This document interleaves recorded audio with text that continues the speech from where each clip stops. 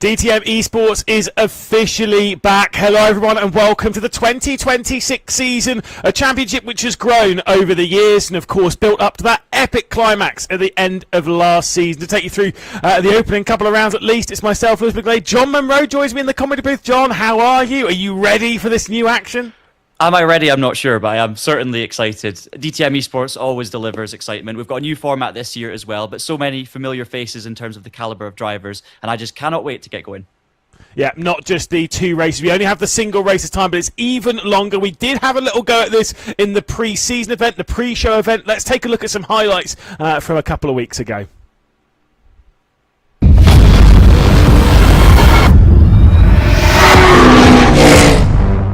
The drivers heading down into the start for the pre-season round. It's Tim Yarshall, it's Moritz Lerner, it's Turka Häkkinen and Jack Keithley. We're racing for the first time in 2026 and it's a good start from Tim Yarshall, who will instantly try and cover off Moritz Lerner. Going to the outside into the opening corner, Lerner is unable to do it and will have to sit behind in the green BMW.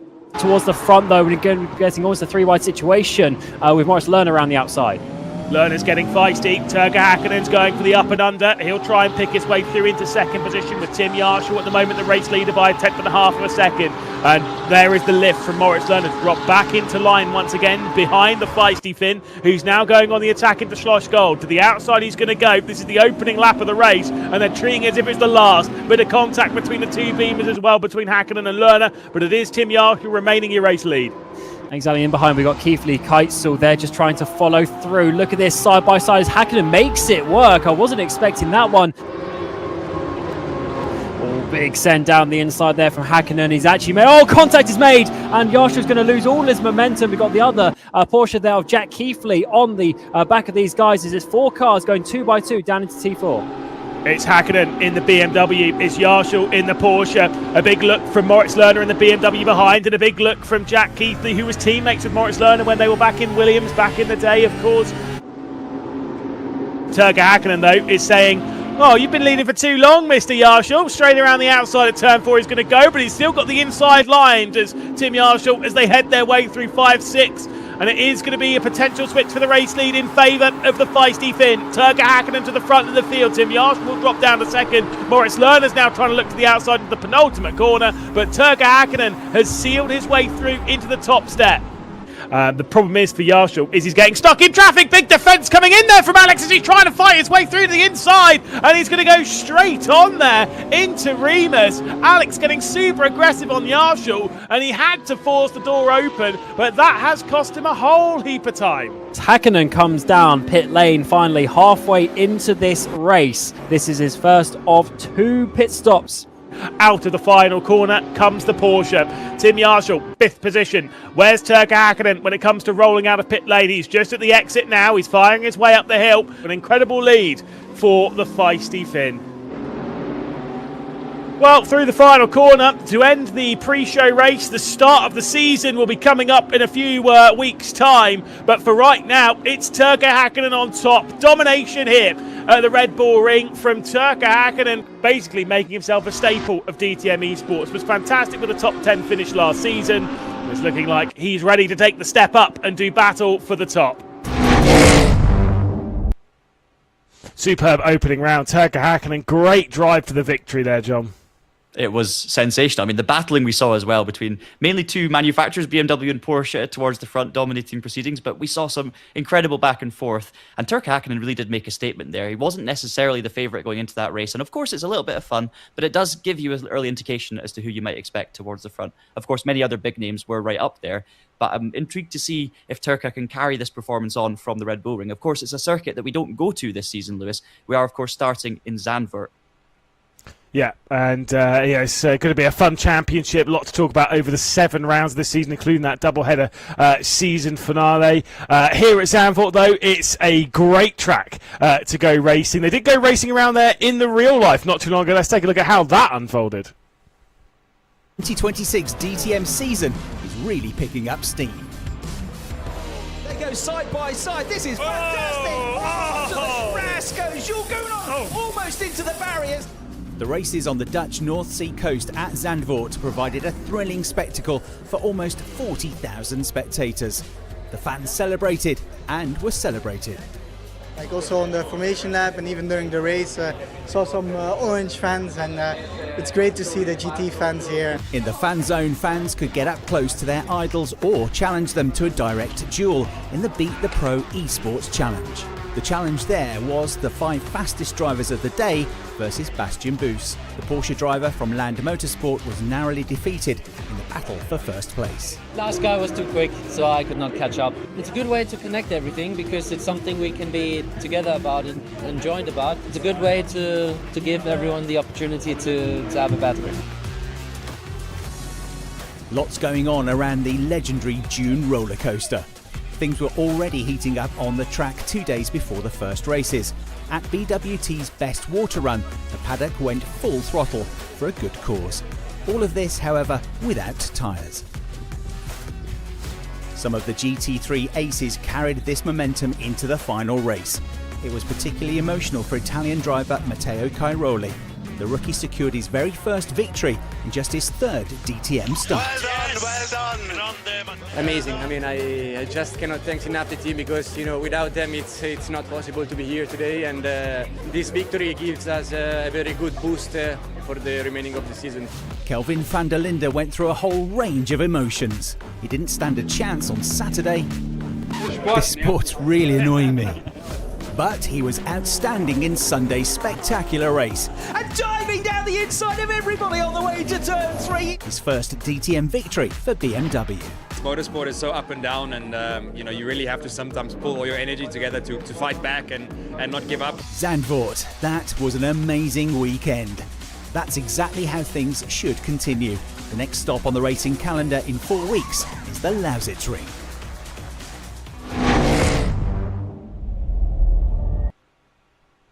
Again, a great look there at the real world racing. They'll be back in a few weeks' time when they go racing at the Lausitzring, which is a fun track, isn't it, John? Obviously, refocusing here on Zandvoort, we saw some of the brilliant racing there, some of the great events that happen. DTM events. Looks like a lot of fun, and I'm sure they're going to be having great fun here today. Absolutely. I mean, Lausitzring is obviously one that the real world's going to be coming to soon, and we will also be coming there soon as well. The eSports Championship heading there in literally a week's time, so it's very much fast action from the go. In fact, there you can see the 2026 season calendar. So we're here at Zandvoort today for the opening round, following that pre-show, which we showed you highlights of shortly ago. Then you've got Lausitzring literally next week, the 6th of June 2026.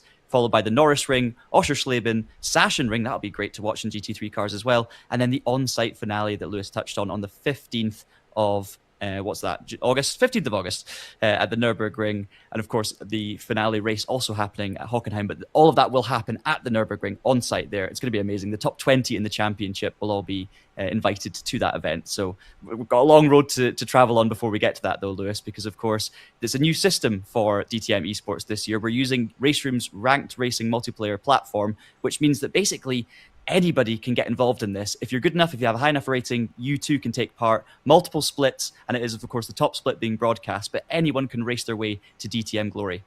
Yeah, there's been a whole host of splits where their races have already happened. Speaking of already happening, qualifying about ready to get underway. I think we should jump in and see exactly what's going on. Here we are in the opening qualifying session of the season. Alessandro Ottaviani did have a victory back in Norris Ring last season. He's the one leading the charge from Tomas Ribeiro, who has been pretty pacey in recent times here on Race Room. Yeah, Tomas Ribeiro has probably been the dominant force to be reckoned with on the platform in the last few months. He's been doing an amazing job in all the special events we've hosted here on Race Room, and he's definitely going to be one of the favourites. I remember a sensational performance he put in Macau in the GT3s recently, and looking like he's going to try and keep that form going. Currently sitting P2 in the Mercedes, but Ottaviani's another one who's been on form recently, and it's looking very strong for him as well. There is Tomas Ribeiro in the Mercedes, heading now through, which that's the fast right-hander there, so that is of course, as I just put my track marker here, turn 7. So middle of the lap here for Ribeiro, but only 2 minutes to go in this session now. So these drivers have already had a couple of laps, but it is a very short session. So it's going to be very much a case of get out there, get a lap as quick as possible, and the grid will be mighty important, Lewis, because of course we just have one race this year, 60 minutes in length, so qualifying will be key. Yeah, of course, the main thing, though, is that we do have 2 mandatory pit stops. The first one must be taken within the mandatory pit window, which opens after about 15 or so minutes, and then the second one can be taken at any point after that, including outside of the pit window, so you can leave it till very, very late. Got some brilliant eSports teams out in action. Of course, we saw 0 point for Tomas Ribeiro. We can see BS competition here. Max Benneker goes up into third. We're watching Moritz Lerner races Mao's car around as well. HG Esports Manuel Vera up to second position. So we've got some solid speed coming in. We've got Jack Keithley up there in 8th, TC Esports. No Isaac Price out on the field. He was denied a championship last season and certainly was one of the favourites if he were to participate in this one, but unfortunately not participating at least this point in the season. Max Benneker across the line remains 4th. Tim Yarshall, previous champion, remains 7th. It is a stacked grid, isn't it, Lewis? So many contenders. Vera up in P2, as we mentioned, was also competitive during the pre-season race, so that'll be interesting to follow.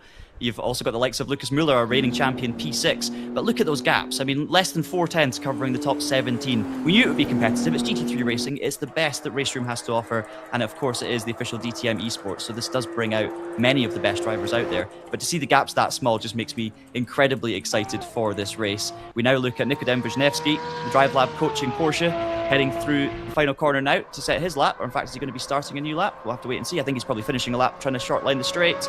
Can he jump up from P14? Doesn't do so at the moment, so remains 3 tenths off in a train of Porsches down there between 13th and P17. Yeah, time hit 0, so that will end the session. Alessandro Ottaviani looks like he'll be the one starting from pole position. I think he might be able to finish off some of these laps. Manuel Vera in second position. We're looking at Erhan Yovsky here. Vitality, of course, run by the R8G team. Tobias Gronewold directly behind. I mean, it's a fantastic grid of drivers, but look at that. 4 tenths. Separating 15, 16 drivers. Incredibly close in that qualifying session there, John. But Ottaviani, he's the one stepping up at the moment. He's been stepping up for a long time now, Lewis, but it's time for him to unleash this potential on the biggest stage, and I think that's what we're seeing now. It's obviously the first qualifying of the year, a long way to go. Balance of performance is at play as well, so that should keep the cars nice and evenly matched. So even though there may be an advantage to a certain car over another, Ottaviani draws first blood, but let's see how he performs in the race. Now, what's going to be going through their minds at the moment? Because we do have a little bit of a breather before we get into the race. Qualifying's done. Are they instantly getting out of the rigs and going for a breather, maybe going to the loo, getting themselves ready? I think it's personal to everyone, right? And I know in the past on Race Room, many events have gone very quickly from the qualifying into the race, so you don't really have time to think about it. But here, thankfully, we do have a few minutes to settle ourselves and breathe. So if it were me, I'd definitely be jumping out the rig for just a minute, grabbing a glass of water, taking a little bit of a breather, and just mentally preparing myself. Maybe jump out in the warm-up for a lap or two on race fuel as well to readjust, because, of course, in qualifying, it's all about that one-lap pace. On Race Room again, though, the car setup doesn't feel massively different on race fuel to what it does on qualifying fuel. So it's not a huge adjustment. And of course, the quality of the drivers out here means that they will be very much warm and ready to go anyway. Well, I think very quickly we should be able to maybe catch up with Luca Quito. We had a little bit of a broadcast bit before with him. Let's see what he had to say. Hey, Luca, how are you? A little bit nervous just for the start of the season? Yeah, probably reached the level of each driver that is at the start right now. So I would say yes, kind of. Always, a great start to the year and to announce DTM eSports. So definitely yes. We changed the rules for the upcoming season a little bit. It's an absolutely new turning point, as you call it, maybe, because there are no more shootouts. How does it work the season 2026 in DTM eSports? Yeah, exactly. As you said, no more shootouts, no more fixed drivers. We open up the championship based on our rank system. And I think it's just a great community thing without losing the competitive behavior that DTM eSports always had. So it's definitely a good change, in my opinion, and a probably interesting change we will see over the year. And I hope the community likes it and takes it in a good way. And I'm hyped for the season. So the rating will be quite a point this season. Is it possible to work on it during the sessions and during the races? Absolutely. I mean, we have our normal ranked races every day as daily, weekly, whatever feature races. And no matter where you drive, you can always grind a rating. But the DTM races itself will be ranked as well. So, a good result in the DTM race will push your rating as well. So, you can grind it everywhere and to boost yourself up into the rankings. And the good point is every driver scores points, but how does it work with the different splits, I guess? Yeah, exactly. This is a big point. Of course, for the whole championship, it will be completely different than a fixed championship.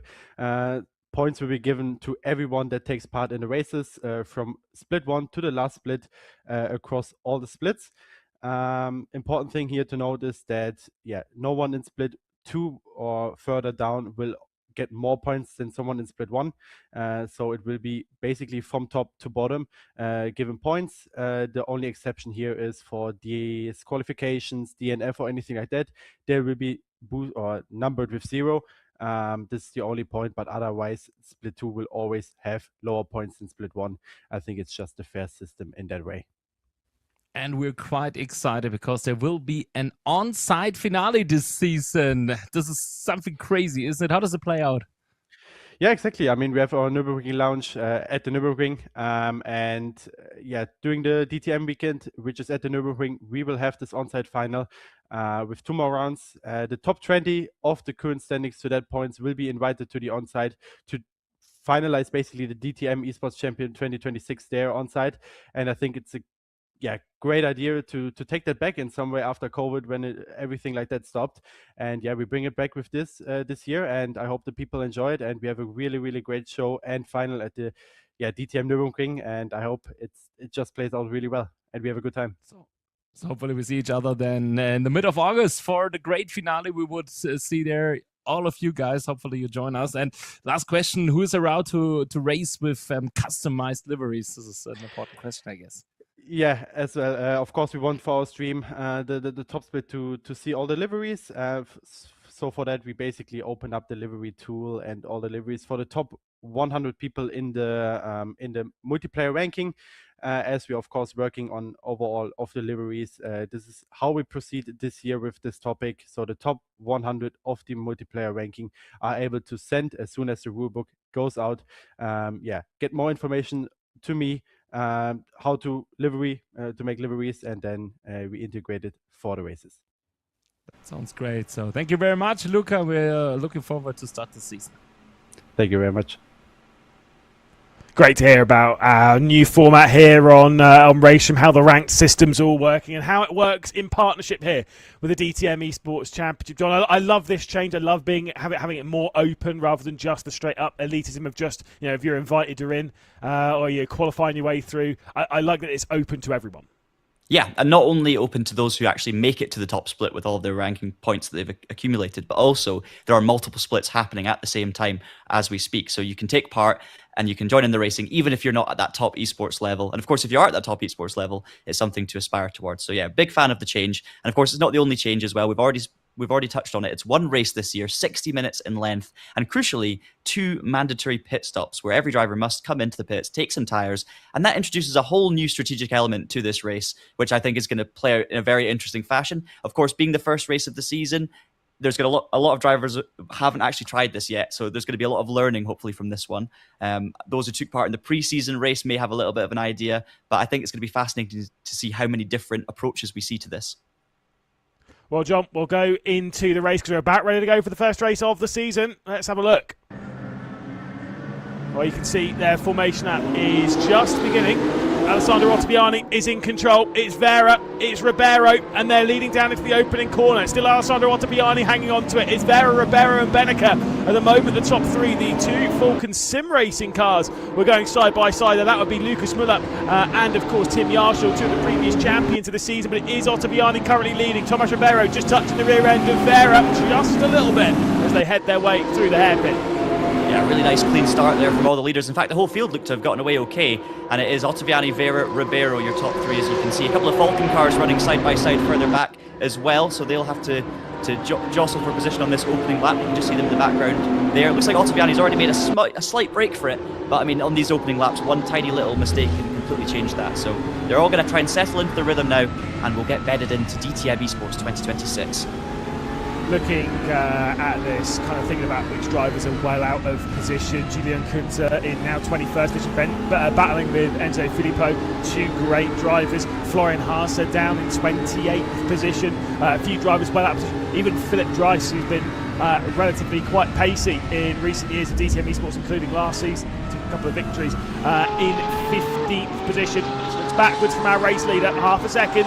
Opening lap of the season about to be completed. It's the Vitality man that currently holds the top spot. Whoa! That was a car that staged. Was that Florian Haas? Must be. Well, I'm not sure about that. It was definitely a Falcon car, wasn't it? And they are stationary. It is Florian Haas, so he obviously didn't get going off the line, and his car is still remaining out there on circuit. No safety cars, of course, in the race room, and thankfully everyone managed to avoid that, but that's a scary situation there.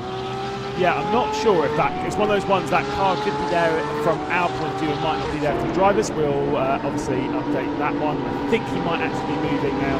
We'll cross that bridge when we get to it. Either way, Ottaviani is leading from Vera, from Ribeiro, Benneker and Oliveira. Groenewold finds his way past Hacken, although the pair of them are battling a little bit further up from this. 10th position at the moment, that final battle inside the top 10. Turk Hakkinen, our pre-show winner, the pre-season event back in Austria. He's the one that crossed the line first. He's the one hanging on to the back end of the top 10. This is Tomas Ribeiro keeping Max Benneker at bay. Benneker's been one of the fastest in sim racing, typically over on iRacing, but he's finding his form even here. Yeah, I mean, this is a driver that's got pedigree on all sorts of different platforms, Benneker, and as you say, made his name on iRacing, has to be said, but even taking part in the likes of Rensports, ESL1 competition for Mouse eSports, and now doing the business on Race Room, sitting P4 at the moment. We know what Benneker is capable of. That experience will definitely help him out there. But Ottaviani and Vera, meanwhile, are breaking away because Ribeiro is spending so much time looking in his mirrors for Benneker behind. You've got about half a second of a gap, and I say that as if it's a huge gap. It's just relative because, of course, everyone is so closely matched, but half a second might be enough to actually adjust the slipstream. As you can see there, unfortunately, visually, Haas's car is still there, but as I say, we don't know if that car is there for the driver, so we might just have to get used to seeing an Audi parked on the inside there. Thankfully not an overtaking spot. Got to say, the old teammates, Jack Keithley and Moritz Lerner, they used to be teammates at Williams. I was looking in the background there thinking, wait, who is that in the Williams? But no, it's just a TC Sports car. It's very blue for this round and this season in the hands of Jack Keithley. That is the fight for 8th position, a little bit further back. They were quite close and maybe a couple of moves coming in. We're looking backwards from Ribeiro so we can see Benneker. We can see the distinctive colours of Kaiki Oliveira and then the two Falcon sim racing cars. One of them in the BMW for Lucas Muller, one of them in the Audi for Tim Yarshall. And those two probably won't battle too much between them, but like I said, they both know what they're doing when it comes to winning this championship. Our previous champion, of course, our reigning champion, Lucas Muller. Tim Yarshall, the one before that.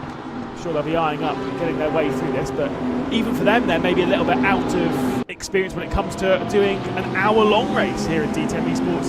Of course, the two pistols go with it. That was a little bit of a touch. Moritz Lerner into the back of Jack Keith, ever so slightly, and nearly lost out to Turka Hakkinen. Yeah, speaking of former champions, Lerner getting into a bit of a pickle there behind Keithley, was looking very racy on the back of the TC Esports car. So we've got 3 of our champions within 4 spots, Muller, Yarshall and Lerner. Meanwhile, Benneker looks like he may be putting a move on Ribeiro, so we'll keep an eye on that one. But yeah, it's nice to see as well the 2 Falcon cars running line astern. Of course, that's a bit of a power team, it has to be said, in this one, Lewis, with your 2 champions. And interesting to note, they've gone for different car choices. So it is a fixed setup race, so every single BMW will be on the same setup, and the same, all the Mercs will be on the same setup, etc, etc. So there's no kind of setup work at play for teammates to actually choose to work together. But what it does mean, of course, is you see teammates in different cars based on personal preference, which is great. Yeah, indeed. When we went racing here at Zandvoort last season, Philip Dreiss won the opening race of the season. Isaac Price won the second one. Isaac Price is not racing today. Philip Dreiss is trying to move his way forward from 17th position. Looks like we are going to get someone at least new winning, at least here in the dunes.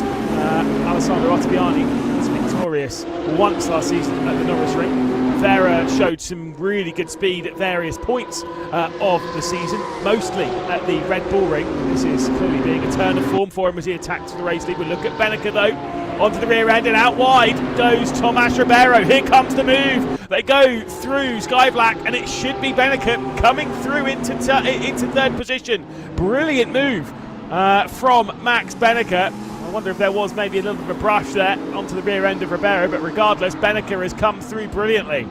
Could it possibly be a mistake from Ribeiro in 2026? I didn't think I'd see one. He's been absolutely invincible. But the Mercedes, they're just ever so slightly missing the apex, and Maximilian Benneker does not need more than a sniff of an opportunity, and he will take that position. They were beginning to drop off the back of the front too, though, so what's interesting now is, can Benneker pull this group back towards the lead too? I think Ottaviani and Vera will be working together here to try and build that gap. Ribeiro and Oliveira now settling in behind Benneker. Let's see how this all shapes out, as Hasse has actually retired from the race now. Yeah, so finally that car has been removed. And I mean, look, I don't think Vera's going to sit behind. He's looking for his first victory in this championship. He's attacking for it a little bit, but I think there will be maybe a little bit of long game being played. Maurice Lerner looks to the outside of Jack Keithley. Fight for 8th position. They're side by side behind between Turka Hakkinen and Tobias Gronewold, who's also doing the up and under at the opening corner at Tarzan. It still will be Jack Keithley hanging on to 8th position. It still will be Turka Hakkinen hanging on to 10th. That was a very aggressive dart to the inside of the Hugenholz spot, and that might actually slow Gronewold down. What if the vitality of Hanijovski can maybe do something about them as they head their way back up towards Sky Flag? Yeah, This current Zandvoort layout really does promote great racing, as Lerner looks very racy on the back of Keithley, just trying to avoid contact this time around. Of course, it was Lerner that bumped slightly into the back of Keithley at this sector of track on the previous lap, so let's see what happens this time around. Over the curve, just avoiding the sausage. Lerner's in a good spot here. Can he go for a dive? He does go for a dive on the inside of the Englishman. Takes all of the curb. Keithley's going to try and hold out on the outside because he will then have the inside. There is a little bit of an overlap there for Keithley, and he sends it down the inside. More door bagging from these two. Great stuff, but it's Keithley who ends up taking the position, or I should say, defending P8. That looked a little bit like, DTM's serious roots, proper touring car racing, bit of door banging, bit of rubbing with racing. I know you're, I'm always going to call you a dirty driver. No, I know you're accustomed to that style of racing. I remember you back in Touring Pro Series back in the day. Not saying that you were the main culprit. Keep digging. Yeah. Your team certainly was. But no, what I would just say though, Lewis, is in all seriousness, that was great racing. Like, yes, there was some door banging, but Keithley had the overlap, just managed to put it down the inside, and it was close, it was on the line, but I think it was great. I was digging there, did not find an exit, so either way, Keithley again defends. A look to the inside of the opening corner. Maurice Lerner in that red and white mouse car, distinctive livery now in the world of sim racing. It's really kind of pushed its way onto the scene. Mouse being an eSports organisation taking part in plenty of eSports games, whether it is Rocket League, CS, whatever. They've been in sim racing now for a few years, and seems like they're staying. When other teams have joined and left, it is Mouse remaining the charge. Vitality also another one in that kind of camp, which gotta love it. I love seeing these esports teams all over the place in sim racing and bringing recognisable esports names, teams-wise, into sim racing. Yeah, these are gaming giants, of course, on the global stage. So seeing them, represented in this championship with, of course, some of the best drivers on race as well is always great to see. I'm just looking at the manufacturers here as well. Ottaviani and Vera both in Porsches, looking good out front, but the next Porsche isn't until Erhan Jovski down in P12, and with Wisniewski as well behind him. So it doesn't look like the Porsche is necessarily the dominant car. It just looks like these two have got it sorted. And then you've got a whole host of BMWs, Mercedes, and even an Audi there of Yarshall, of course, in P7 as well. So good mixture of manufacturers, which is nice to see. Definitely the front two looking pacey, and now we look back at this train we've got here, which is Ribeiro, Oliveira, Muller and Yarshall. So we're now looking at Lucas Muller, the reigning champion, as you said, Lewis, recently won the Race Room Next Gen's Cup special event as well, so he's got recent form both this year and last year. P6, I think he'll be happy enough with that for the moment. Oliveira, meanwhile, is looking very racy on the back of Ribeiro. Thought about a move there, but it's pulled in behind, and we could see very soon a battle for P4. I think it's the awkward, different couple of lines that you can take at Tarzan, and even here at Hugenholz. Like you kind of want to find the late apex, but if you find the late apex, you're leaving the door open for someone to send it down the inside. It's very difficult, a couple of corners to navigate without being attacked behind. You can't just run the low line because they'll go around the outside if you like. It's Bristol. Ottaviani is driving brilliantly at the moment, but I think what you were alluding to a little bit earlier on, can Max Benneker close down the gap? Answer to that question is yes, he certainly can. It is coming down to just under a second between him and Vera. There's a look to the inside. Oliveira trying to make the move on Ribeiro. 4th position we're seeing the fight for. Looks to the outside, which leaves his door open to the champion. It's Lucas Muller trying to go for the move. Can't quite do it just here. I think the drive off should be better for the BS competition driver of Kaki Oliveira. It's Lucas Muller who we look to the outside, backs out of it wisely, playing the long game. Yeah, it just shows you, how one small mistake, or not even a mistake, just an attempt at a move can throw you off the line and leave the door open for the competitor behind, given how close it is. So it's very, very tactical. You need to think through every single move here at Zandvoort, and if you make a mistake, you're also going to be punished with a field as high quality as this one. This, I was going to say a new layout of Zandvoort, it's no longer really new. It really does promote multiple lines and fantastic racing. As we see Oliveira now picking up that slipstream from Ribeiro once again. He's going to look to the outside like he did in the previous lap. Muller looking racy in the inside, just waiting for something to happen. But this time around, it's all line astern. We'll look back from Ribeiro towards the BS competition car. And this is the corner we're talking about here, Hugenholtz. So into Hugenholtz, you do the qualifying line up high, or do you do the race line, keeping it narrow? Well, the two at the back do the qualifying line. The two at the front have to sort of cover themselves a little bit, and that's what promotes that fantastic back and forth racing.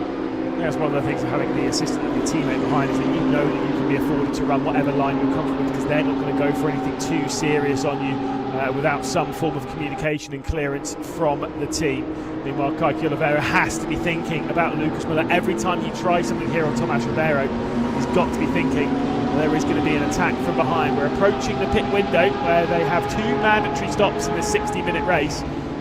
You'll see it'll open up on the tower. We'll see the required pit stops, whether they've been in or not, and how many times they have been. Remember that the first pit stop must be done within the mandatory window. The second one can be done at any point after. You could take them both on back-to-back laps. There's no reason as to why you would, but technically you could.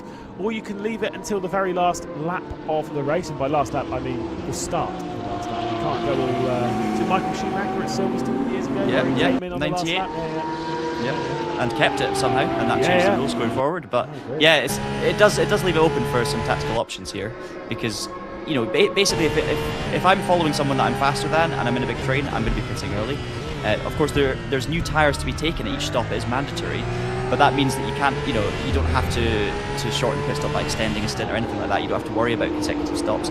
You will, of course, though, want to use the advantage of a new tyre where possible. So you want to try and make the stints long enough to take advantage of your tyres, but I think it's more important, honestly, Lewis, to focus on track position here. Because a 20-minute stint on tyres in these GT3 cars is not going to have a massive impact on lap time. These cars are designed to do 45, 50 minutes on a set of tyres, no problem at all, and can sometimes even double stint. So I don't think the tyres are as important, which means you are more flexible to do some crazy things, aka hit 2 laps in a row if you want to just get them out of the way while you're getting up to speed, or something like that. So it's fascinating how it's going to play out. Yeah, the most important bit when it comes to your strategy is using it to find some clean air. There was a look a bit further up. I think that might have been where we are. I was going to say there might have been a learner on Keighley, but I think it might be a little bit further ahead of that. Potentially even Oliveira on Ribeiro trying to go for the move again. But yeah, you want to use those pit stops to get into some clean air. Sitting behind everyone is the difficult thing. Now, this circuit is not long. It is a very short circuit, relatively speaking. Finding clear air around here is not easy. You're absolutely right. It's tricky, and also visibility is tricky as well when you're following someone around here. It's a proper challenge. So the other thing, of course, these teams will not all have a team of engineers waiting on the pit wall looking for a gap in the traffic to pit into. The drivers are going to have to take a little bit of agency here and decide when to make that move to the pits and just hope that they come out in some clear traffic. But because the field is so closely matched, we've only got 14 seconds covering the top 25, which is phenomenal to say 15 minutes into a race. It does mean that when you do pit, you're more than likely going to come into clear traffic, right? So not too much to think about on that front, but then when everyone starts pitting, it's going to get really, really tasty, especially with cars coming out of the exit close together. I think that's going to be phenomenal. Just keeping an eye on the gap to Beneke. As you said, he is closing in, but I think it's more extreme is the way that Ribeiro, Oliveira, Muller and Yarshall are dropping off, if that makes sense. So I think Beneke will be very grateful he got that move done early, because he's proving that he can hang with the front two in terms of pace, even though the front two aren't even battling. They're all just pushing forward, whereas Ribeiro is the one struggling. I can't believe I'm saying that about Tomas Ribeiro, but he set his bar so high, it is a surprise to see him struggling. Like, he's P4 in DTM eSports. This is the big leagues. Yeah, one of the drivers that we were looking at quite a lot coming into the season, maybe being a firm favourite to contend for the higher echelons and for the top prize. I mean, look, we're still early doors in the season, you never know. We're still really early doors in this race, only 15 minutes complete, 5 minutes from the pit window. And Ottaviani is leading from Vera and Beneke that we're looking at here. 1 second between the top 3. I think you're absolutely right. I think Maus and Beneke will be very happy with how things are unfolding at the moment. They got the move done at the right point and into the pit lane. I might have to correct myself there, because maybe it is already open. We've not had the graphic pop up. I did think it was the middle half an hour of the race. Vera has come into the pit lane immediately. Kike Oliveira also jumps in. Lucas Muller jumps in. Keighley, Hakkinen. A lot of drivers straight into the pit lane immediately. Very, very busy in pit lane. I wasn't surprised to see some drivers further back jumping into pits. I was surprised, though, to see Vera jump in. I wonder if he believes he's got more pace than Ottaviani out ahead. So a real decision to be had now from the Italian, whether to react to that and try and avoid the undercut, or keep going. I mean, honestly, he's in open air. If I was Ottaviani right now, I'd probably just keep going, Lewis. Well, we could sit back at the end of the day and think that was a, get ready for it, Vera good strategy call, or a Vera bad one. Yeah. I'm so sorry. I'm so sorry. Just because his name's Vera. So yeah, you've got to take advantage of these scenarios. You can see the clean air that he's coming out into regardless. That is the important bit. Fresh tyres, clean air. What does Ottaviani do? Does he bow and come straight into the pit lane, or will he be confident in his own pace and stay out on the racetrack? What does Beneke do? I think Beneke could probably stay out a little bit longer. He's got a second to close up on there. So, because the thing is, if you come into pit lane, your chances are that you're going to come out around that driver that's just stopped. Whereas if you stay out on the track, you can guarantee you're in clean air, right? Exactly. Ottaviani's the only one in the field, really, that can guarantee clean air. Ribeiro as well, of course, but he's got his mirrors full of Audi. I think an overcut here maybe is going to work better than an undercut, just because there's not a big tyre offset. So you're better to get the track position, get back out on circuit while you get back up to speed. And Ottaviani does immediately react, so that's going to be very interesting to see. Pit lane entry, of course, crucial. You cannot afford to speed on pit lane entry, but you need to maximise your pace in order, because every single 10th of a second counts, right? So lots of drivers now coming in for that first stop. So plenty of action on pit road. Fascinated to see where Ottaviani comes out in relation to Vera, who's currently sitting in P19 with clean air as well. So Ottaviani gives up that clean air in the hope that he'll still stay ahead and basically retain the clean air when he comes through. But Beneke now has been released and will charge forward and potentially try and jump the two of them. And I don't think Beneke is far off pace-wise. He's not far off gap-wise, so it's absolutely possible that he could jump both. Yeah, I actually quite like the idea of staying out on the track for a fair while. Right hand side of your screen is Manuel Vera. Left hand side of your screen is Alessandro Ottaviani. Do you remember they have that short shoot that they run on the exit of turn 1? There's where Vera. the pit exit is. It will be Ottaviani, I believe, leading. However, the speed advantage will be Vera. Could he sneak his way past? He'll keep his foot pinned, but will not take over the potential race lead from Alessandro Ottaviani. Like I said, if I'm Beneke, if I'm Yovski's got 5 seconds ahead of him, right? If I'm any of these drivers that has a little bit of clean air, I am staying out. I'm not going back into that train until I kind of have to. Absolutely. I mean, Beneke was only one mistake from these two, or one battle away from catching them. So if he's got the pace, use it. And now the two of them are battling. They're going to use up a bit more tyre. They're going to maybe lose a little bit of time. And as we just saw, when you come out of the pit lane, you're able to sort of defend. So even if, in terms of a net time loss, time gain, it's the same. If you have that track position when you come out of the pit lane, yes, your tyres might be cold for the first 2 corners, or you may still be a little bit slower. You can at least defend the inside line and cover yourself, and there's nowhere for anyone else to go. Yovski into the pits as well. Beneke, as we jump on board, is in the pit lane. Stops on the marks.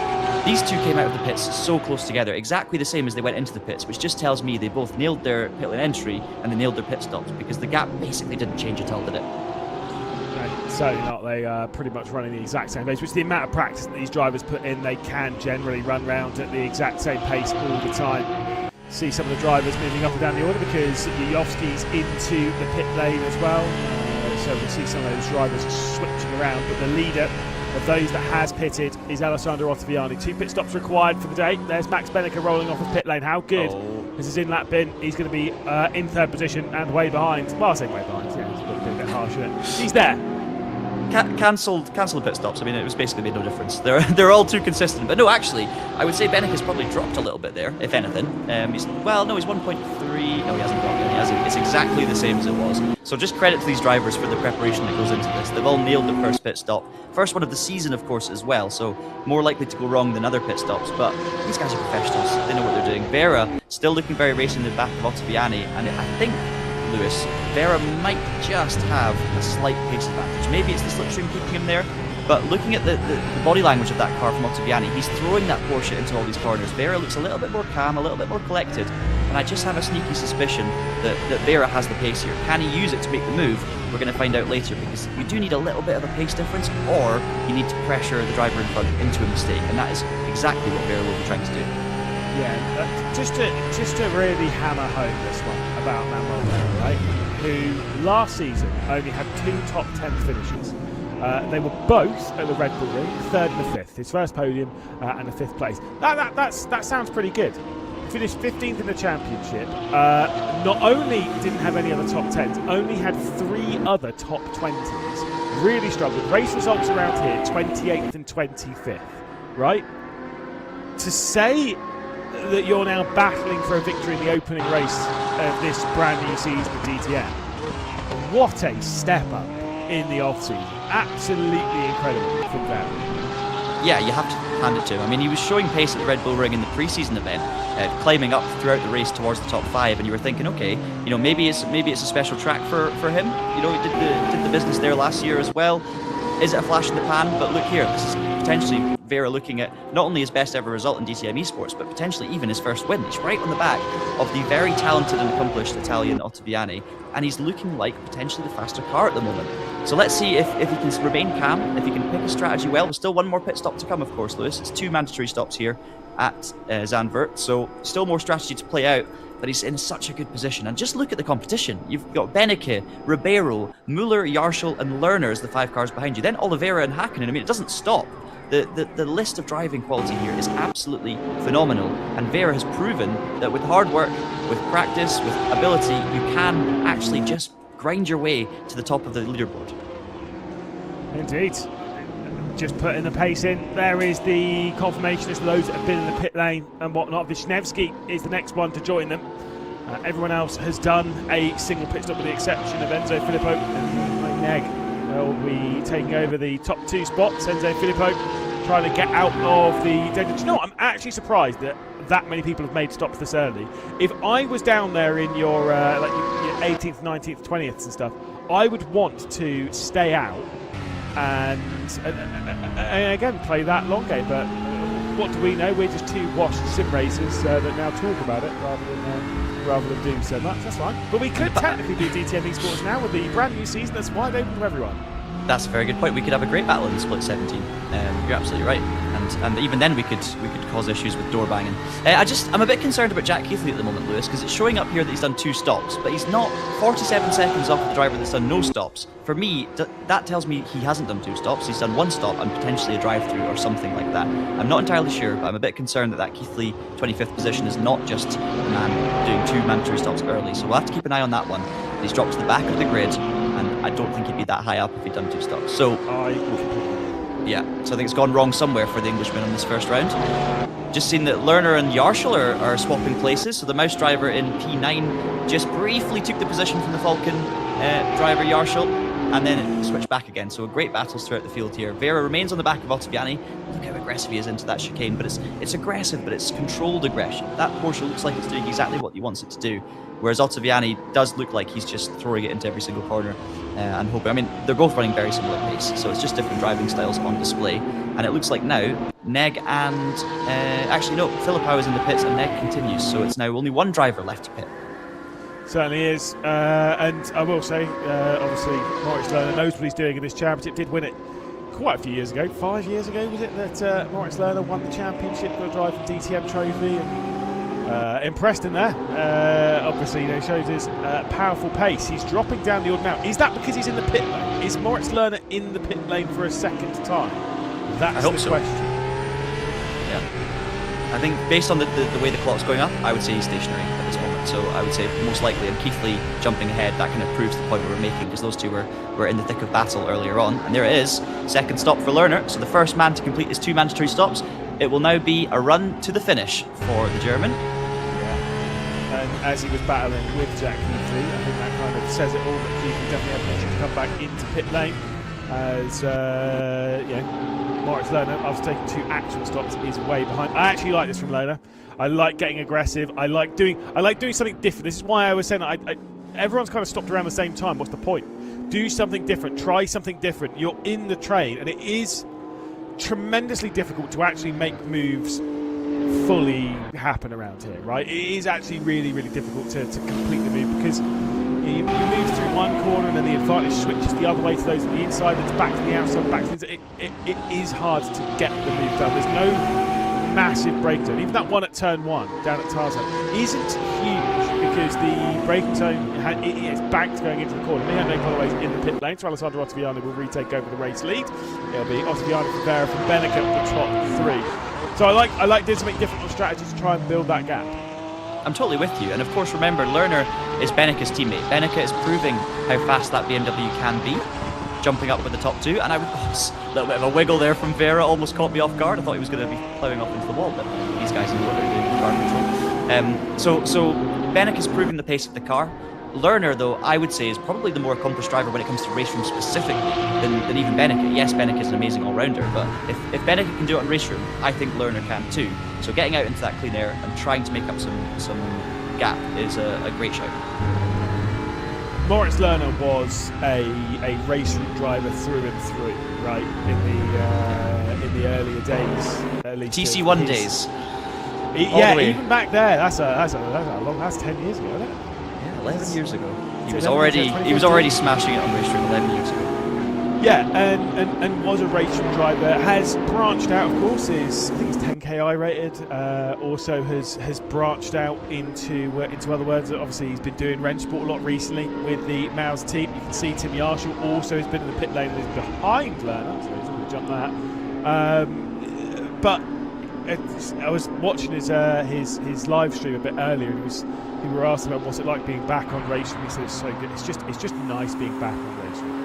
And I think for him it probably feels like coming home a little bit every time he goes on the platform. And it's kind of like you or I going back onto R Factor, not R Factor 2, R Factor 1, where you know we'd both like load it up and probably be like, yeah, I already know what I'm doing. I already know how this is kind of going to drive, because you've got so many laps in the sim already.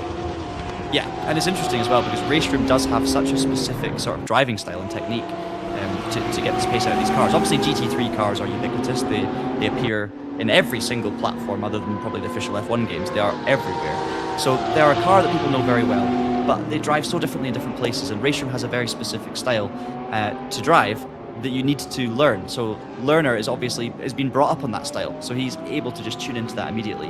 Whereas for other drivers moving across, it's a little bit more challenging. Lucas Muller in the pits in the Falcon entry, so that's our reigning champion making his second stop, so we'll see how he comes out the pits. Probably in relation to Lerner is the one to keep an eye on, but it looks like there is Lerner actually on the right, so called that about right. Muller looks like he's going to hang on to that position though, and I think that's basically as they were as well. Lerner was a couple of spots behind these Falcon cars, but as you can see there, Yarshall's also made his second stop and is dropped behind Lerner now, so looks like a good move from the Maus driver. Yeah, I think it's great strategy to have been a bit brave again. It's just about doing something different. It's not necessarily that pitting earlier was the right call. It's more that in that situation, it is the right call. You look up and down the order, there'll be some scenarios like Turka Hakkinen right now behind Koko Oliveira. It'd make sense if maybe he would stop. For Oliveira, he's got 3 seconds of clean air. He has no real requirement to come into the pit lane, apart from getting out of the stress from behind. So he has come into the pit lane for the second time. Manuel Vera has come into the pit lane for the second time. So we're getting these stops done early. But these were not done this early back when we were doing our pre-season round, the pre-show round in Austria. We did not have this many drivers having done their second pit stop before the halfway mark of the race.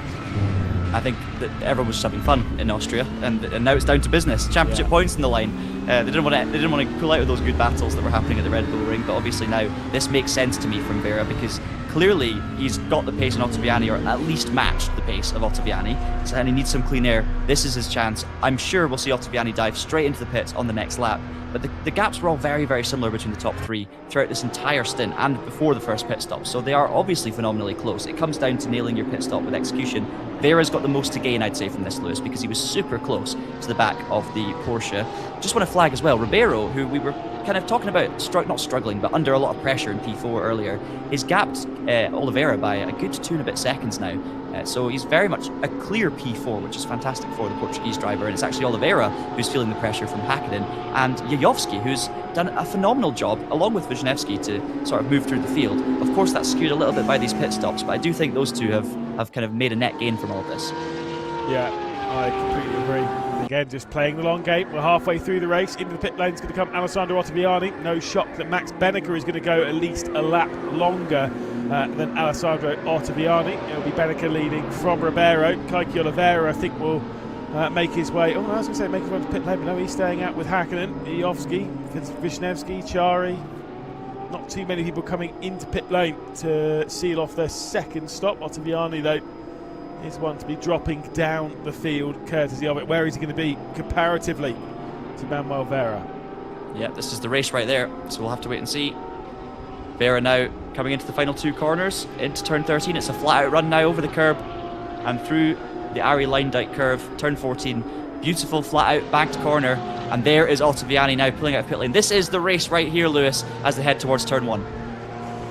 It's going to be a big one. What can Alessandro Ottaviani do? Can Manuel Vera hold the speed? HGE eSports looking for their first victory in the DTM eSports Championship. He's very close to Alessandro Ottaviani, carrying more speed, but not close enough. Ottaviani covers him off, plays it perfectly, pole position, and will continue to be the net race leader, dependent on where Max Benneker is going to be by the end of this race. It is Ottaviani with a lot of pressure on his shoulders to keep the young Spaniard at bay. Carbon copy of that first pit stop sequence as well, Lewis. These guys are just too good. They're all too consistent. It's phenomenal.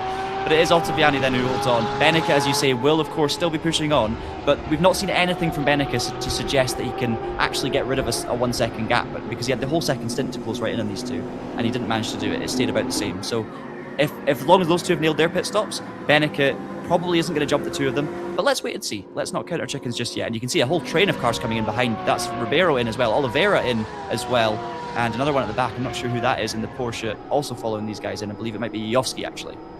Yeah, the Vitality man. I say it's the pace that these drivers are running is so brutally consistent and brutally close. I mean, look at how close qualifying was. Just 3/10 separating pretty much 2/3, 3/4 of the field. It was incredibly tight in that qualifying session. So when it comes to this point in the race, they're all basically running the same speed. A little bit too early of the turn in there from Alessandro Ottaviani. Where is Max Benneker going to be compared to these two? I do believe he will remain behind. Into turn 1 they go at Tarzan. There, on the low side of your screen, is Max Benneker leaving the pit lane. He'll be staying in 3rd of those that have done their 2 mandatory stops. There is only 2 mandatory stops in this race, so we're not doing any more pit action for a lot of these drivers. They'll be rolling out their way all the way to the checkered flag. It is the pre-season race leader, Turka Hakkinen, currently leading the way. Obviously hasn't stopped. Those that haven't stopped for the second time, it's Hakkinen, Wisniewski, Chari, Nikiewicz, Filippo, Keithley, Orban, Neg, and Temenga. Ottaviani has stopped for the second time. Is the net race leader. Certainly is. I've noticed actually that Vera seems very pacey towards turn 7, and it's not an overtaking opportunity unless the run is absolutely miraculous and you get past. I mean, it's basically a crash waiting to happen, let's be honest. But it is interesting to see how much Ottaviani seems to be kind of struggling at that particular sector. A bit of tyre smoke there as well from the Italian, I believe. So, and remember, these setups are the same, so it's not a setup thing, it's a driving thing.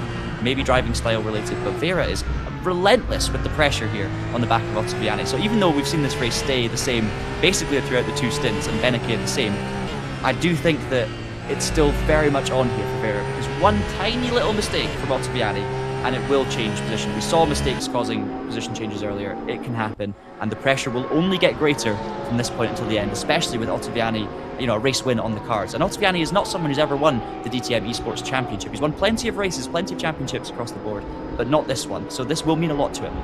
Yeah, I remember when Alessandro Ottaviani used to drive for a team called Virtual Drivers by TX3. Loved their liveries back in the day. Dark blue, lime green, loved it.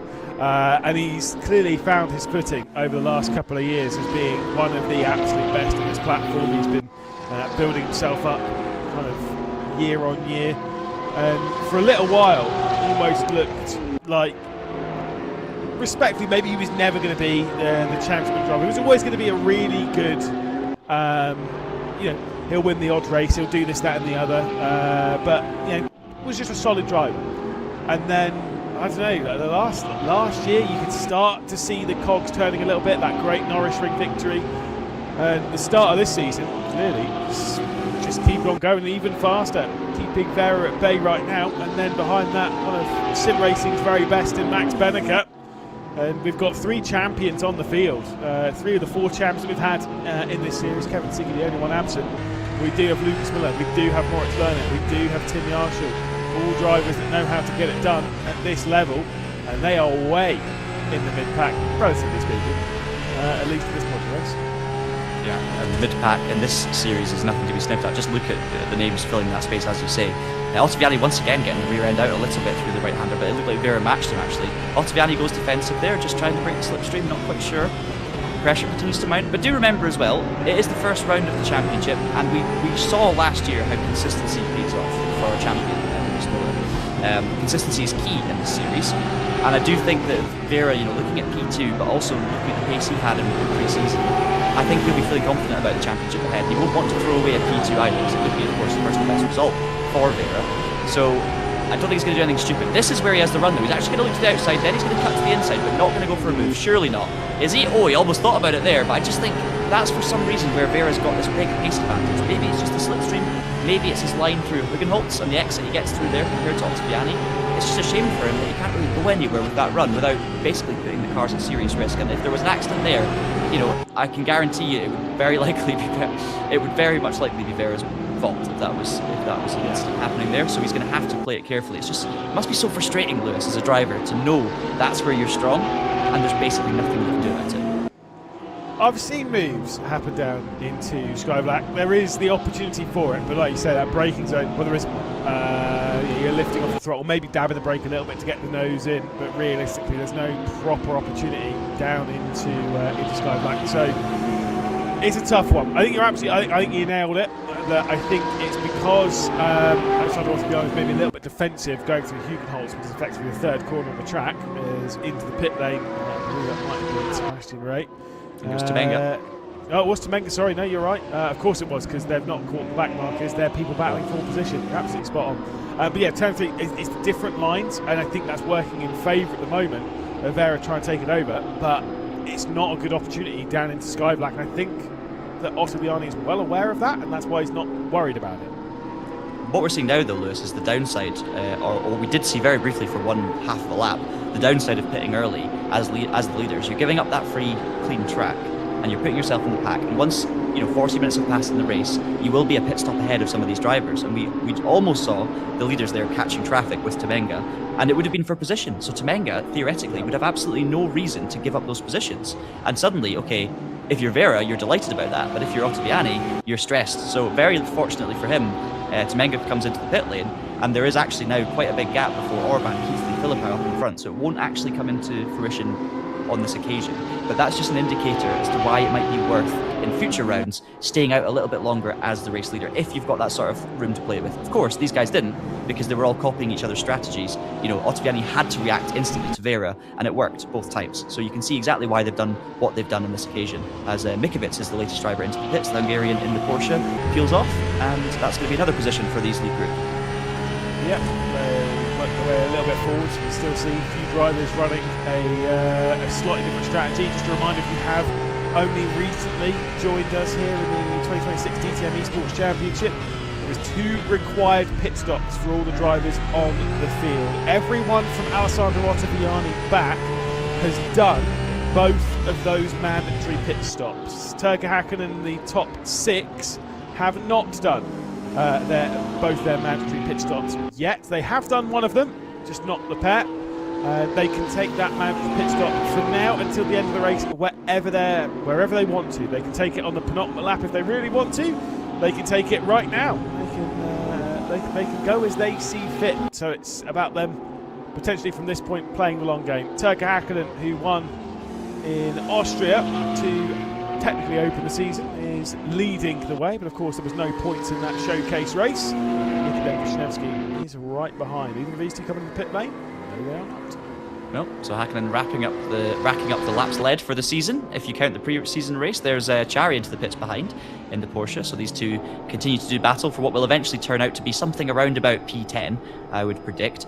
Speaking of around about P10, a man who's dropped back a lot is Oliveira, and it's actually way worse than that. He's 18th at the moment, Lewis, and I know there's still a couple of pit stops to happen, but yes, something, Oliveira has definitely lost out in this sequence for sure, because he was, of course, at the front of the P5 train, let's call it, and now you've got the likes of Muller, Lerner, Yarshall, Gronewold, Banner as well, who we haven't spoken about much, all coming through. So yeah, that's something's gone wrong there for the BS competition driver, unfortunately. More pit stops happening now, and these guys now move further up the order, and Benek is looking close on the back of Vera. This is probably the biggest amount of breathing room or the largest amount of breathing room that Ottaviani's had at any point, and instead it's Beneke applying the pressure to Vera. So I'm sure the Italian will appreciate a little bit of a breather here for a split second. Let's see what Beneke can do. But as they're running, these three are definitely present going to be the three that will be visiting the podium, as they did build a bit of a gap to those behind. And Ribeiro was the one that was in fourth and all that, and remains in fourth of those that have done both their stops. It's the seventh position, about 2 and a bit seconds behind. Ribeiro could dig deep and close his way up for this and maybe steal away a podium, but in 18 minutes, 19 minutes, it seems unlikely. It's a tall order at this level. They all run pretty much the same speed, unless they end up battling 3 wide all over the place. I'm not super confident that it's going to be an option for the Mercedes. Yeah, he'll have to dig deeper than Lewis McGlade, I think, if he's going to have any chance of getting back onto the podium. You were digging deep. No, you're absolutely right. And I think Ribeiro's actually settled down a lot. In fact, he's not that far behind Beneke, as you say. Obviously, it's all relative. That is a huge gap with these guys as close as they're matched, so it's not a surmountable gap without a big mistake or issue. But considering the pace we saw from Ribeiro early on, maybe he was just taking a little bit of time to settle down into a rhythm and find his feet, because he's looked pretty solid since then. And he's now got a 3-second gap over Muller as well, who has Lerner all over the back of him and has had since the second pit stop cycle. So you've got the Falcon driver in 8th, the Mouse driver 9th, and then the other Falcon driver, the Audi of Yarshall. Great to see the Audi still represented in the DTM Championship, running in 10th at the moment. And actually, there you go. It's Yarshall under pressure from Grunewald, and now we're looking at Lerner, who continues to mount the pressure on Muller. The thing about this is it's 2 BMWs fighting each other, same cars with the same characteristics, the same strengths and weaknesses, even if the drivers are different. Unlike the battle at the top, where if Beneke catches Vera, the BMW versus the Porsche will have different strengths in different places. Surely not. I was thinking for a second there, it looked like he was having to move, but yeah, no, unlikely. But isn't it interesting, right? So we're looking at Moritz Lerner here in 9th position. Lucas Muller directly ahead. Series champion is Lucas Muller, has the number 1 on his car for a reason. Has the fastest lap in this race. And is seemingly struggling a little bit, and he gets tapped! Oh, Moritz Lerner just taps the rear end of Lucas Muller going through turn 10, and Muller will drop right the way through the field. That is a catastrophic error from Moritz Lerner, and Lucas Muller is the one paying the price. Oh, it didn't take much, did it? It was the tiniest of taps. I don't think we were expecting Muller to go around, and it'd be good to be able to see that on board from the car behind, because it was so light. I'm very, very surprised, but it happened. And Mr. Consistency from last year finds himself dropping down the order because all the cars are so closely matched, Lewis, and the gaps are so small. It means that when you have a spin like that, you're literally gone. You just drop like 10 spots in a moment, and that's huge points on the table. So big championship drama early on here. Won't normally do plugs for drivers' streams and stuff. We know that a lot of them do stream to our fan drivers. I'm sure you can go and check them out. Leave us on the background. There's Tobias Grunewald, goes for a big move down the inside of Tim Yarshall. Gets very aggressive there on the inside, goes full send. And it's going to be 3 wide potentially here as Jonas Wana, I believe, is almost knocking the door as well. Round towards Sky Black they go. The inside line for Tobias Grunewald. Is he going to be able to hang on, or maybe stick it around the outside of Sky Black? Tim Yarshall just is able to hang on to 9th position. Incredible scenes, an incredible race. And what I was going to say, I don't know if plug drivers' YouTube, but if you do want to find out what happened in the Moritz Lerner thing, go and load up his YouTube channel, load up his stream, maybe scan back and see exactly what's unfolded there between himself and Lucas Muller. Incredible stuff. I'm almost lost for words there at that attempt from Grunewald. Yeah, it was. I mean, we'll talk about that in a second. I just want to note as well, Yovski ended up a victim there in that train, getting turned just on the run into turn 9. So Yovski's dropped all the way back to P20 after a great fight through the field throughout this race. So real shame. We just saw that in the background there. But yeah, what a move from Grunewald. I mean, I'm very surprised Yarshall left the door open, because he was so close to the back of him. That BMW was always going to go for that move. If I was Grunewald, easy for me to say from the commentary box. Sorry, if I was Yarshall, I would have stayed on the inside and just covered that, and that's exactly what we talked about. 2 lines through Hugenholtz, and he left the door open. It was pretty aggressive from Grunewald. There was contact, but they all survived and got away with it. On the line, let's say, maybe slightly over the line, but no harm done now because it's all worked out in this order. I just think Yarshall won't make that mistake twice. Surely he's going to have to cover the inside. Well, let's see. Tobias Grunewald throws it through turn 2. He's looking halfway down the inside. And like I say, just kind of covered it off a little bit more, ran more the middle line rather than running the top side. And I think you're right, the Audi driver is feeling that pressure now that he knows exactly that the fight for 8th position is on here.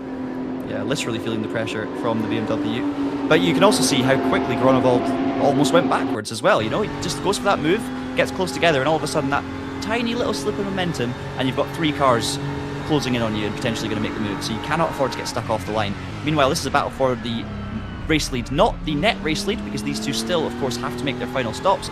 But Turkka Häkkinen only 2/10 ahead of Wisniewski, and the Polish driver will, I'm surprised he's not kind of gone for the undercut at this stage. Obviously feels comfortable running behind Häkkinen and feels like he's not losing much speed. And he maybe feels like this is faster out in front with Häkkinen than it is maybe being down in the pack. I mean, we saw Müller set fastest lap, you mentioned earlier, Lewis, just as he was turned around. But he had Lerner all over the back of him, so I do wonder if the two of them were sort of, you know, working together pace-wise at least. Yeah, and I haven't, I'll be completely honest, I haven't really been checking the gap between these two. I'm going to go and look to see what it was a few minutes ago between Nikodem Wisniewski and those running behind. It was around 32 seconds earlier. It remains around 32 seconds. So they've not exactly built a major gap, but they are staying out of trouble and probably will, well, they will have picked up a couple of spots, obviously, with some of the issues. Enzo Filippo dropping backwards, Lucas Müller dropping backwards. So they will have picked up a couple at least. As Vera trying to attack for what is the net race lead. The inside line still remains in the hands of Ottaviani, but he was as close as he was going to get. And now it could well be a 3-way fist fight, almost a penalty shootout as if it was the Champions League. Yeah, you know, Ottaviani there having to deal with the pressure yet again from Vera. It's just been relentless for this whole race. He only had a couple of laps of breathing space. But Beneke now, I think, will actually help Ottaviani by getting involved in this, turning it into a 3-car scrap. But you were talking about the gap there to the sort of net lead group. The fact that it remained at around about 32 seconds, or only dropped a little bit, is probably, as you say, a decent net gain for these drivers, because leader's pace will be faster more than likely than the midfield.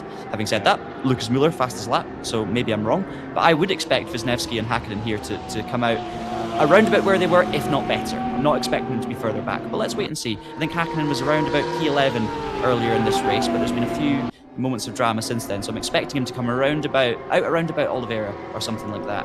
But this battle for the lead intensifies, Lewis, and Vera was looking, again, what an amazing run he had out of Hugenholtz, just nowhere to go with it. All he can do is try and pressure the Italian into a mistake through turn 7.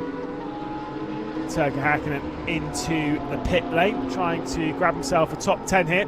I think he's running in 7th position, so he's jumped Yarshall and Groenewold and the like. Wow. So I think that's actually a really solid run there from Turkka Häkkinen. I think that Nikodem Wisniewski is somehow going to slot between the pair of them, at least with the gap that there was pre-pit stop. Wonder whether Wisniewski is going to work his way onto pit lane. There is a look at Turkka Häkkinen. Let's be fair, now we're looking at them driving around. Plenty of space behind Turkka Häkkinen for Nikodem Wisniewski to slot into. I only say that because they were separated by very little pre-pit stop, and I suspect they won't be separated by very much post-it either. Vera defending now from Max Beneke. He's knocking at the door with 11 minutes and 10 seconds to go. Yeah, it's a great net gain for these guys out in front, as you say, because of course they were running in clean air, and not only was it good for the pace, but it also avoided them being involved in some of these incidents we've seen with the likes of Lerner, with the likes of Müller. You know, by staying out in front, you're also lowering your risk of actually getting caught up in something as well. So that's an interesting one. Wisniewski into the pits now, so we'll see if he does indeed slot out into P8, but it looks like it's been a great strategy from those two for rolling the dice, so well done to those two. But this will now resume the position of the leading group, because you've got Ottaviani, Vera and Beneke, and they're covered by one camera shot on the pit straight.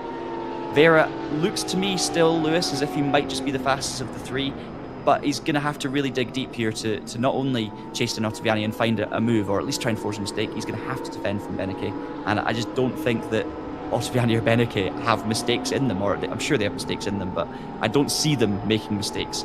Whereas Vera, for me, is probably the least experienced of the three at this level. So I wouldn't, I'd be less surprised if actually it's Vera that gets passed by Beneke. But let's wait and see how it unfolds. Well, we can see backwards from our race, I completely agree with your analysis there. I do think Vera is the fastest of these three, but I think that is fastest by tiny margins. You are talking it being, hundredths of a second a lap, and faster in the right place in the lap. The three of them, you can throw a blanket over them. Their pace is incredibly tight, and all three of them would be worthy race winners. They've got 9 minutes and 30 seconds to decide it. That was a mistake, though, from Vera. that could open the door for Max Benneker to come through. Alessandro Ottaviani sees the gap grow to nearly a second, the largest gap that it's really been throughout the entirety of this race. Benneker looks to the outside, goes full send, he's going to go wide hip, he's going to go straight on. I think there might have been a touch between the two of them, but I'm not sure if Vera was closing the door off. But regardless, Max Benneker has gone straight on, and his chances of victory here in the opening round of the 2026 DTM Esports Championship have gone up with it. Yeah, for sure. I'm not going to call it, you know, black and white at this moment from one viewing, but it did look as if Beneke was potentially looking to sort of slide round the outside into the chicane and potentially just didn't quite have a cards width underneath him. Maybe touched the grass under braking. It was very, very narrow. Didn't see anything too aggressive or bad from Vera. I just don't know if he's just run out of room a little bit. And now he's got his hands full because Ribeiro, and we know how good Ribeiro is all over the back of the German. So it's not all lost for Beneke. He's still P3. Could have been so much worse if he was further down the pack.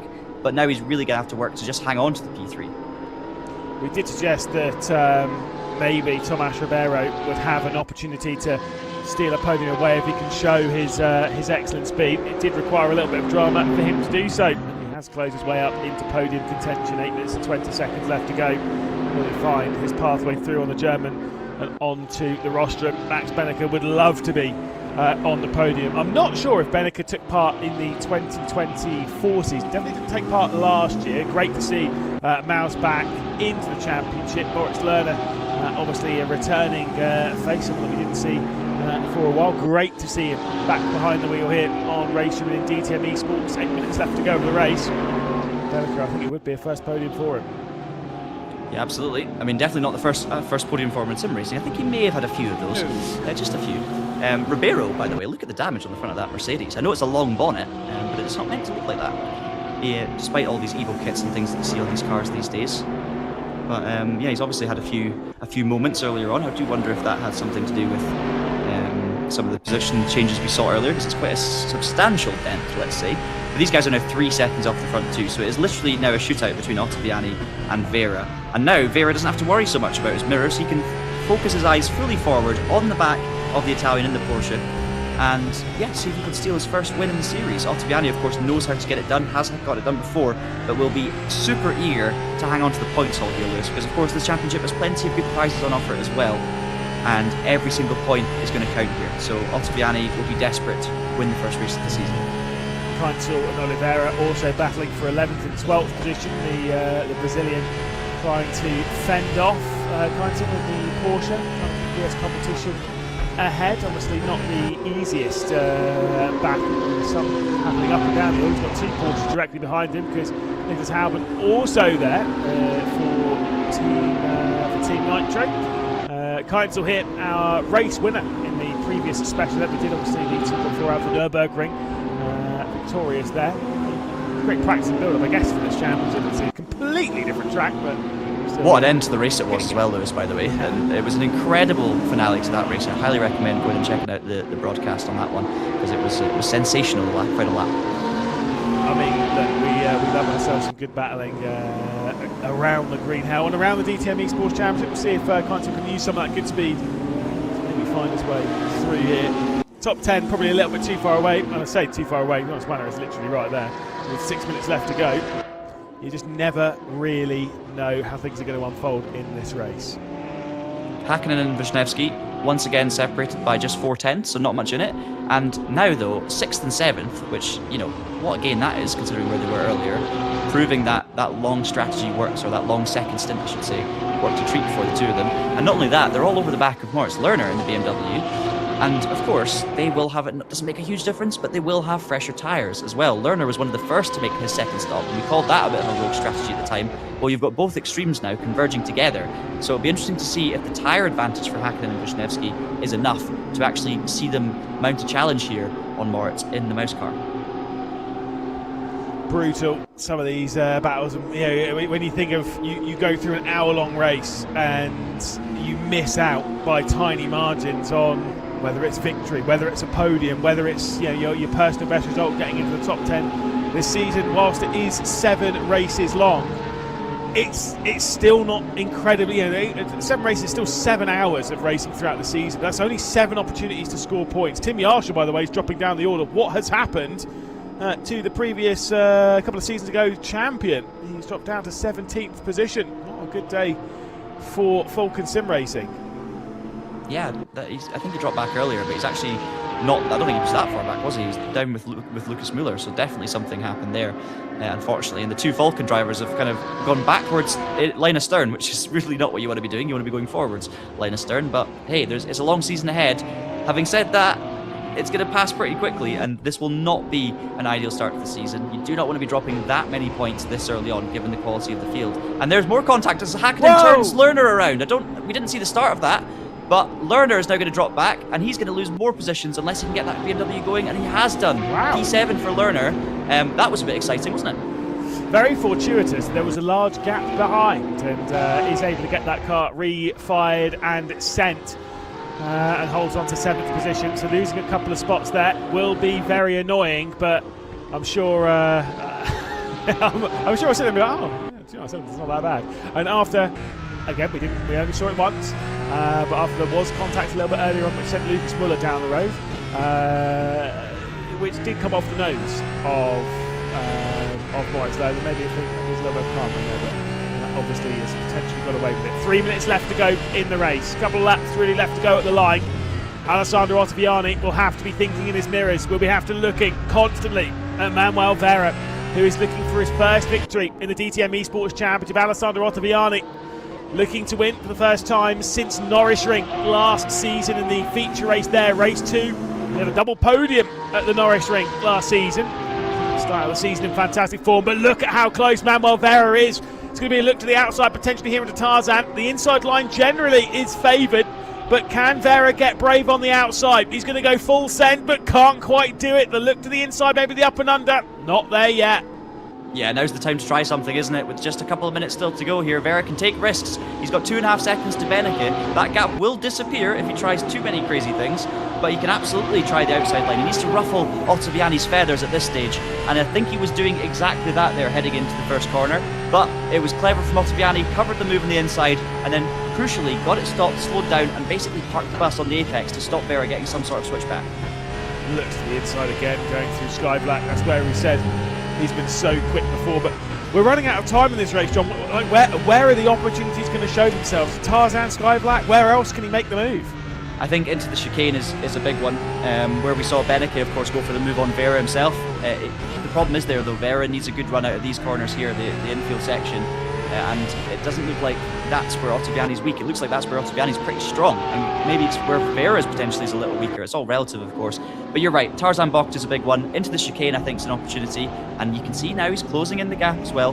We should have, I think, just 1 lap to go here, Lewis. I don't want to confirm that until I see, but I believe the next lap will be our last. So the exit here from Kumo Corner towards Ari Line-Dyke Curve is crucial, and of course, Vera will now be looking for all of that slipstream on the Porsche driver. This could be it. The gap shows it being the last lap of the race. 1 minute and 15 seconds left to go. One final run around Circuit Zandvoort to decide who's going to be the winner in the opening of the 2026 DTM Esports Championship. Manuel Vera trying to get one over on Alessandro Ottaviani. 2 Porsches doing battle at the front of the field as they've been doing pretty much the entirety of this afternoon's race, but the opportunity has not shown itself for the Spaniard. It seems though Alessandro Ottaviani has all the cards in his deck at the moment, but where are those opportunities? You've got Sky Black, you've got Masters, you've got that run down into the arena section. There's not really many more left to go. Yep, this is it. This is the final chance, really, because this is where Vera's fast, and you've got a couple of slow corners coming up right now, so if Ottaviani hits his lines, he should be okay. But it's still easy to hit the sausage curve by mistake, still easy to miss a braking point, snatch a tyre. But Ottaviani looks under control at the moment, launches the Porsche in, a little bit of tyre smoke there coming off the back, but Vera's not close enough to make a dive now. It's going to be down to the chicane. Both these drivers have given us absolutely everything this afternoon. They've thrown what they can around this circuit. Alessandro Ottaviani has been brilliant. Manuel Vera has been brilliant. Max Beneke has been brilliant as well. Gave it everything to try and get second away. And in what has been a pretty dramatic opening round of the DTM Esports campaign in 2026, has Alessandro Ottaviani with just a couple of corners left to go. Kumo is ticked off. Ari Line-Dyke into the banking they go, dropping down to the low side. It will be Alessandro Ottaviani through the final corner to win the opening race of the 2026 season. Alessandro Ottaviani takes Vitality to the top, ahead of Vera and ahead of Beneke. Incredible stuff. And you can see there Ribeiro flashing the lights in the background, picking up P4 and only 3 seconds off the lead in the end. Absolutely phenomenal stuff. And Turkka Häkkinen, after all of that, from where he started, just on the fringes of the top 10, finishes in P5. Yes, there was a little bit of an incident with Lerner, so we're not quite sure how that one's going to play out, but phenomenal stuff all the way around. Wisniewski 6th, Lerner, Wanner, Groenewold and Oliveira recovering to P10 to round up the top 10 in this first round. You can see Philip Dreist, winner of the opening round of last season, down in 15th position. That is the DTM Esports Championship through and through, isn't it, John? Like the idea that you can be top dog starting out in one season and being midfield another. The thing is, when we're racing again in a week's time, there's no saying that you won't be able to compete at the front, even though you've been running midfield the previous round. Because it's so close, and because the talent and depth is huge, we really will see, I'm sure, a lot of different names on the podium throughout the season. 6 different nationalities as well in the top 6, which is great to see. But there are your results with your best laps on the right, and just look at that: 32.3, 32.3, 32.3, 32.3, 32.29. And I mean, it just sums it all up, really. Fantastic stuff here at Zandvoort, and a thoroughly exciting and entertaining first round. Yes, it was a 60-minute race, a longer format, but it delivered in spades. Obviously, provisional race results: Ottaviani from Benica, Ribeiro in 4th position with Turkka Häkkinen in 5th, Nikodem Wisniewski in 6th position with Moritz Lerner, Jonas Wanner, Tobias Groenewold and Kaiki Oliveira, the top 10 after a brilliant race and a brilliant battle in the sand dunes. Alessandro Ottaviani being the opening race winner. It's not long before we're racing again, though, John, and we'll have to see if we can maybe do it again. Absolutely. It's Lautz's Ring next time out as well, so a very different circuit, one that is maybe a little bit less commonly raced by regular sim racers, so it's going to be something nice to watch. Can I just say as well, Wisniewski, what a lap time that was, by the way, 31.8, 4/10 clear of every single car ahead, which were separated by nothing, so phenomenal job there. But yes, Zandvoort delivered good racing as we expected. Of course, it's more of a kind of circuit where you try and force a mistake. It's not the sort of back and forth racing where we see positions change every single corner, every lap, like we maybe saw at the Red Bull Ring, but that was phenomenal and very exciting. And Ottaviani ultimately kept his head, remained calm under all the pressure, and managed to take home the first victory of the season. Yeah, of course, whilst we'll be racing at the Lausitz Ring in a week's time, it's at the end of the month before the proper DTM Championship will be taking to the Lausitz Ring. They'll be having a few competitions. We saw a little bit of a highlights package from their opening round, the second round of their championship from Zandvoort, seeing some of the competitions and stuff that have been going on. There's also a Beat the Pro competition going on. Let's have a little bit of a look at what that's all about and how you can get involved.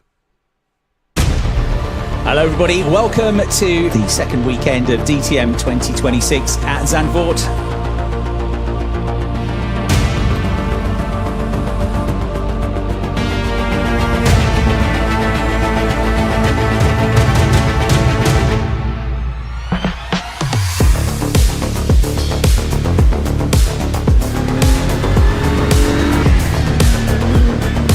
The Beat the Pro eSports Challenge. Fans could challenge them to a direct duel. The challenge there was the 5 fastest drivers of the day versus Bastian Boost.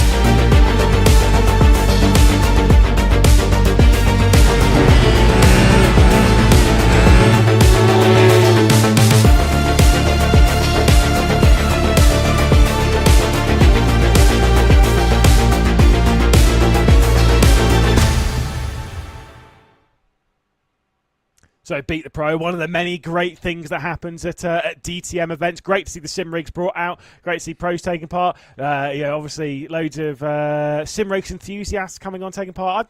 I think me and you should give it a go one day. Yeah, possibly. Maybe our time has passed, Lewis. I mean, we used to be teammates with all these people, the Keith Lees, and there's a reason why we're not anymore, maybe. But what I would say is it's great to see over the years so many drivers, and race rooms specifically have been fantastic for this. So many drivers have made that jump from competing at the high end of race room and actually ending up in the DTM or the DTM support categories as well. So many examples of phenomenal, talented drivers that started off in sim racing, started off in race room, and made it all the way through. So hey, get a sim rig, get involved, set some lap times, and who knows where you'll end up. Absolutely, and obviously you can jump on to Race Room. It's a free download on Steam. You can get yourself some of the content packs, get yourself racing, and maybe you can also jump in on the DTM eSports Championship. It's been a fantastic opening round, which has seen Alessandro Ottaviani be victorious here at the Circuit Zandvoort. Will he be so again when we go racing in the Lauschring in a week's time? For myself, Lewis McGlade, from John Monroe, thank you so much to everyone for joining us, and we'll be seeing you in a week. Until then, bye-bye.